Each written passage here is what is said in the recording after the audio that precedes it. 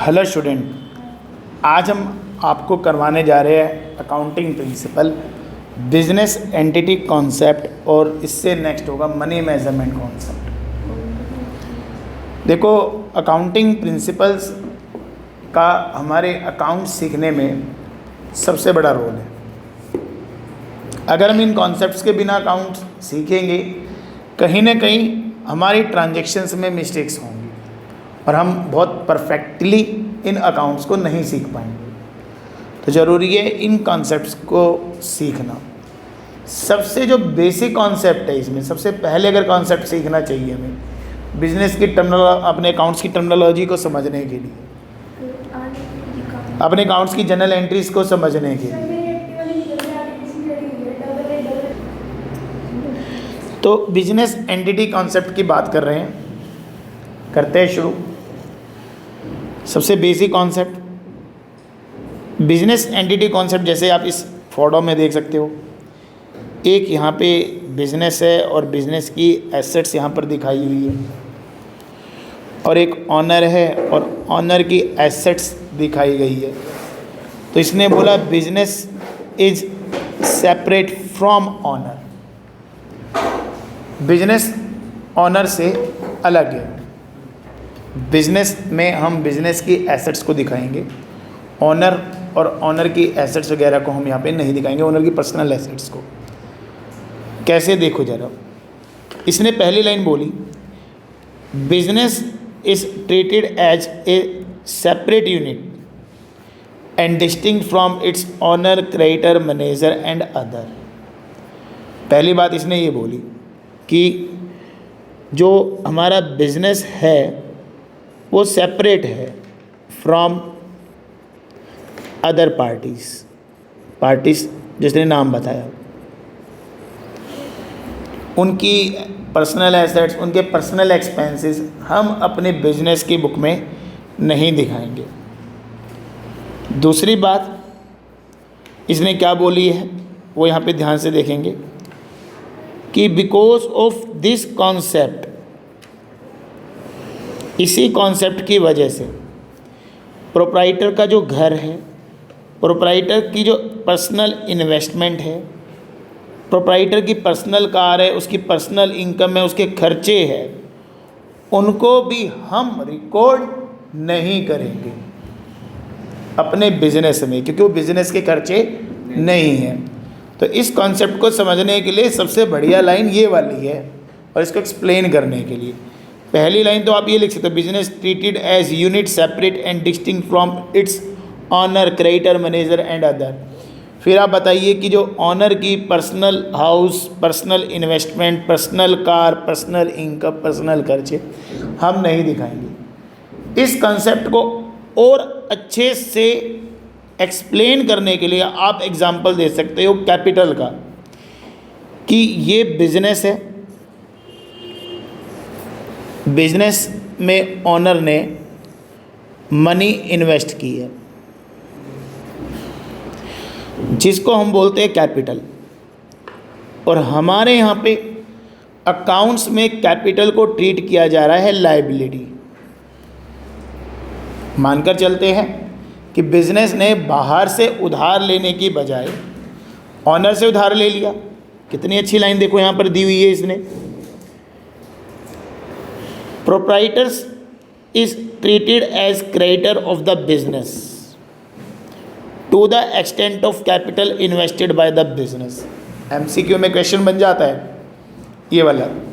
कौन सा कॉन्सेप्ट है जिसके मुताबिक प्रोप्राइटर को क्रेडिटर ट्रीट किया जा रहा है, उसकी कैपिटल को बिजनेस में लायबिलिटी ट्रीट किया जाता है। ये बात भी उसने कितनी अच्छी बोली।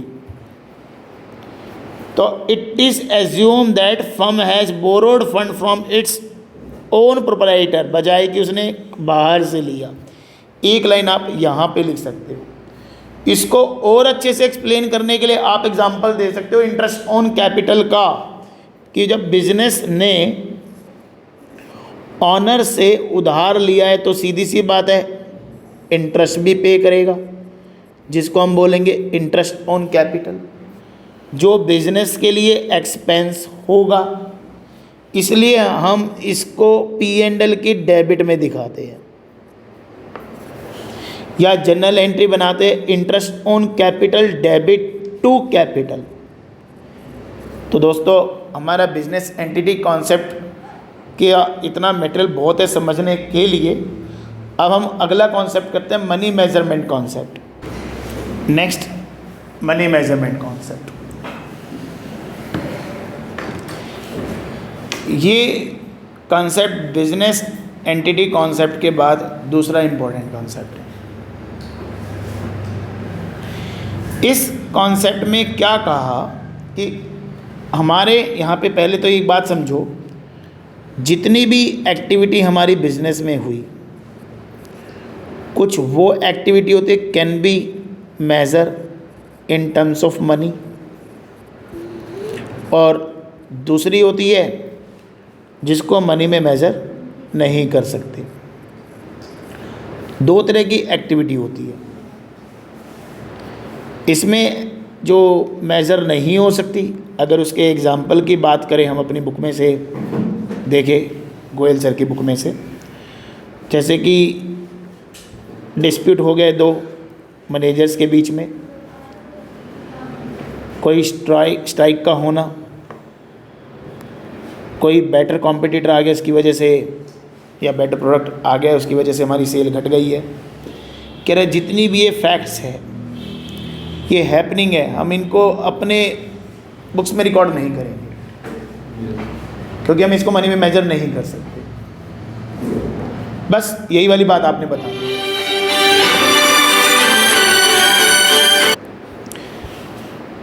तो बेटा इसमें आपने लिखना क्या है? पहली बात तो आप ये लिखेंगे only those transaction and event are recorded जो मनी में मेजर करने के लिए कैपेबल है,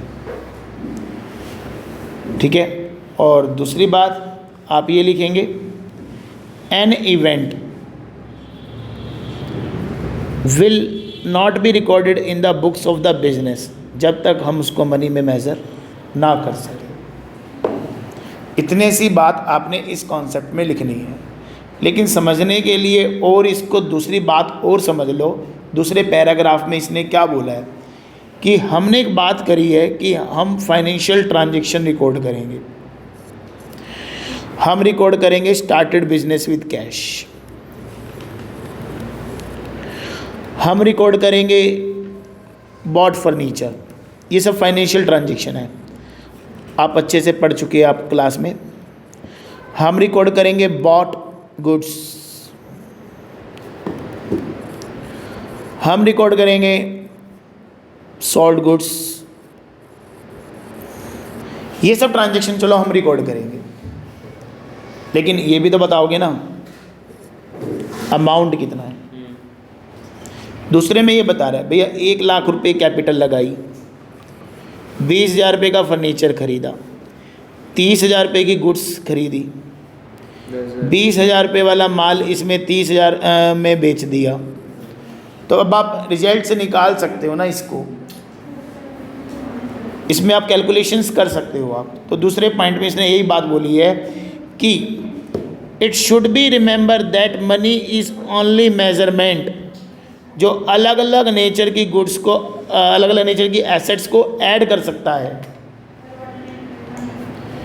जैसे कि यहाँ पे हमने गुड्स खरीदी 20,000 रुपये की, फर्नीचर खरीदा हमने 20,000 रुपये का, तो हम दोनों को वैसे तो नाम से तो ऐड नहीं कर सकते, लेकिन हम यहाँ पे इन दोनों को ऐड कर सकते हैं। इतनी ताकत है मनी के अंदर। जैसे इसने एग्जांपल दिया कि एक फर्म में 50,000 रुपये की cash, 5,000 kilo raw material, finish goods, ये वगैरह वगैरह। कह रहा कोई मतलब नहीं है जब तक हम इसको मनी में मेज़र ना करें, मनी में एक्सप्रेस ना करें। तो मनी में एक्सप्रेस करने के बाद फिर आगे इसने इस एग्जांपल को रिवाइज़ किया। फिर यहाँ पर इसने कहा कि to make accounting record relevant, मेरा अकाउंटिंग रिकॉर्ड रेलिवेंट हो, रेलिवेंट मेरा सिंपल हो, यहाँ पे अकाउंट्स रिकॉर्ड समझ आने लायक हो, होमोजीनियस एक जैसा दिखे, सिमिलरिटीज दिखे उसमें, तो are express in common unit of measurement that is money. India में रुपी चलता है, यूएसए में डॉलर चलता है, जो भी कंट्री है उसकी करेंसी में हम उसको मेंटेन करते हैं। ठीक है बेटा। Thank you. इस वीडियो को आप बड़े ध्यान से देखेंगे।